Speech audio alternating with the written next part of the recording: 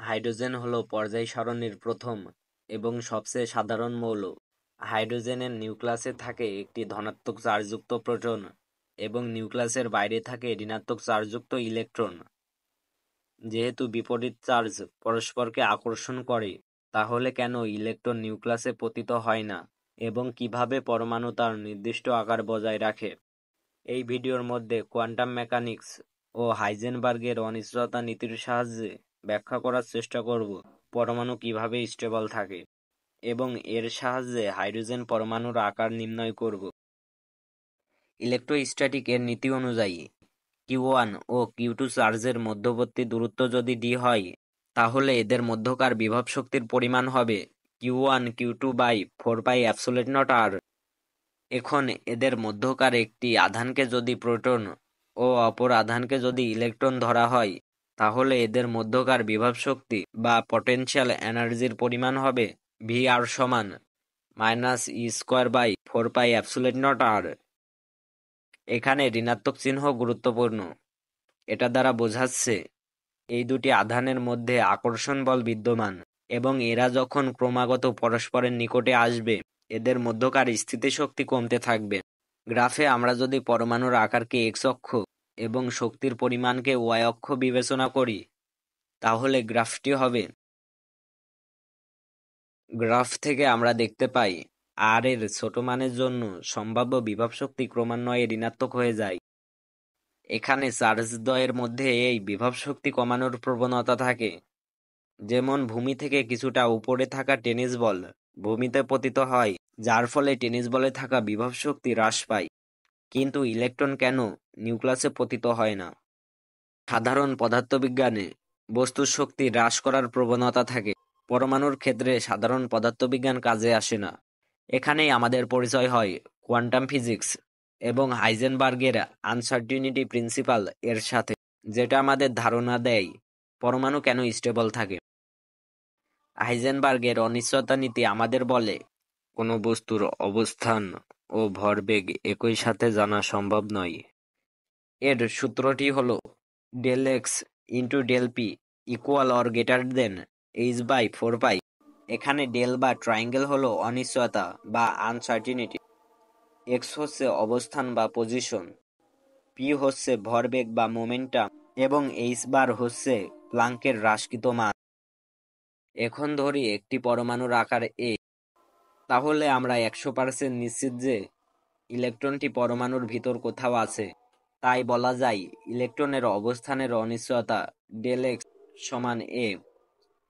এখানে এই চিহ্নটি প্রায় সমান অর্থে ব্যবহৃত হয়। এখন আমরা যদি ডেল এক্স এর মান a কে অনিশ্চয়তা নীতিতে বসাই, তাহলে পাই ডেল পি সমান h/a। ইলেকট্রনের ভরবেগের অনিশ্চয়তা ডেল পি প্রায় h/a এর সমান। যেহেতু ইলেকট্রন এর ভরবেগ ভেক্টরের মান পি, তাহলে যে কোনো নির্দিষ্ট দিক বরাবর ভরবেগের সর্বোচ্চ মান হতে পারে +p থেকে -p পর্যন্ত। এটি সম্ভাব্য ভরবেগের মানগুলোকে নির্দেশ করে। তাই আমরা লিখতে পারি ডেল পি সমান পি। এখন আমরা যদি এই দুটি সমীকরণকে একত্রে করি, তাহলে পাই ভরবেগ পি প্রায় h/a এর সমান। এখান থেকে বোঝা যায় পরমাণুর আকার এ যদি ছোট হতে থাকে, তাহলে ইলেকট্রনের ভরবেগের মান বাড়তে থাকে। আর ইলেকট্রনের ভরবেগ বাড়তে থাকলে ইলেকট্রনের গতিশক্তিও বাড়তে থাকবে। গতিশক্তিকে যদি আমরা কে ধরি, তাহলে ভরবেগ পি ও গতিশক্তির মধ্যে সম্পর্ক হলো কে সমান p²/2m।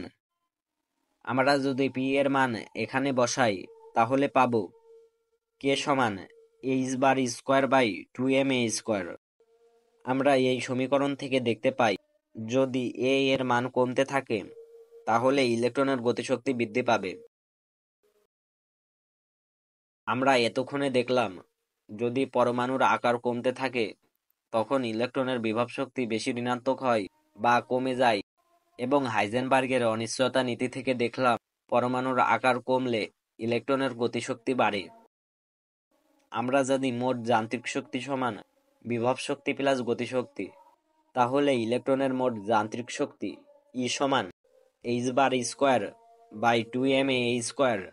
মাইনাস e²/4πε0 গ্রাফে যদি এক্স অক্ষ বরাবর এনার্জি এবং ওয়াই অক্ষ বরাবর পরমাণুর আকার বিবেচনা করি, তাহলে বিভব শক্তির জন্য ঋণাত্মক এনার্জি ফাংশন এবং গতিশক্তির জন্য ধনাত্মক এনার্জি ফাংশন পাব। গ্রাফে যদি মোট যান্ত্রিক শক্তির ফাংশন অঙ্কন করি, তাহলে দাগটি হবে এরকম, যেটা বিভব শক্তি এবং গতিশক্তির সম্মিলিত রূপ। এখান থেকে দেখতে পাই, পরমাণুর আকার যদি কমতে থাকে, তাহলে ইলেকট্রনের মোট শক্তি ব্যাপকভাবে বেড়ে যায়, এবং আকার অত্যাধিক বাড়তে থাকলেও ইলেকট্রনের মোট শক্তি বাড়তে থাকবে। লক্ষ্য করুন, পরমাণুর আকার যখন একটি নির্দিষ্ট মানে পৌঁছায়, তখন ইলেকট্রনের শক্তি সবচেয়ে কম হয় এবং পরমাণু সবচেয়ে বেশি স্টেবল অবস্থায় থাকে। আমরা এখন পরমাণুর সবচেয়ে স্টেবল আকার নির্ণয় করব। আমরা যদি গতিশক্তি ডিফারেন্সিয়েট করি, তাহলে পাই -h⁻² এবং বিভব শক্তি ডিফারেন্সিয়েট করলে পাই e²/4πε0a²।